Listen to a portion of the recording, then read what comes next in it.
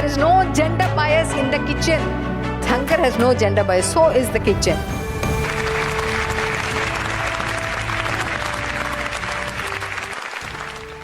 What up to you is intimacy. The way I define it might entirely be different from the way you define it. And therefore, there is no universal definition for intimacy. Because for some, it is nothing but exchange of sweet nicknames, honey, darling, pookie, etc. And for some, it is nothing but unspoken glances that are exchanged secretly. There is also a kind of intimacy where one cannot bear the separation of the another, even for an hour, even for a day, or in cases even for a moment. But there are also people who live in different parts of the world. Geographically, they are separated in different time zones, meeting once in a year or once in 2 years, holding all their desires in heart, holding all their love, waiting for the right time to meet each other, and bridging the oceans, thriving only on video calls despite the distance for the sake of love. But there are also interesting kind of intimacies. See, when you come across a couple, we might wonder, or at times we might even doubt, if they have happy conversations between them, if they exchange affectionate gestures between them. Because all that they have is argument as their national anthem, blaming as their birthright, fault finding as their legacy, and quarreling as their daily routine.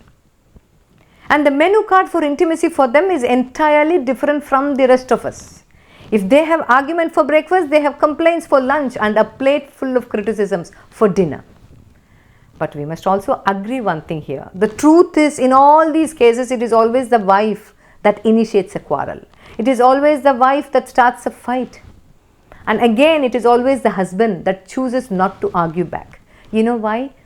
It is that intimacy that he is expressing towards his wife. Also, equally, there are wives that forgive their husbands, do not give up on them.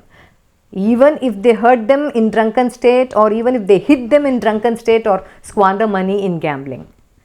We may label it as helplessness, servitude, or cowardice. No, exactly not. It is also a kind of intimacy which we fail to see, which we fail to understand. See, we must understand one thing. Sweet intimacies fade away with age, but the ones that are fraught with unending battles, never-ending battles and mismatched minds, they always stay forever.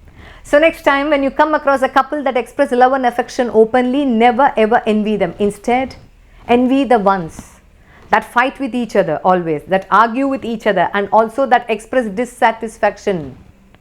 Because their intimacy is true, their intimacy is deep, and their hidden intimacy is always priceless. Complain less, count your blessings, and love yourself. Vanakkam.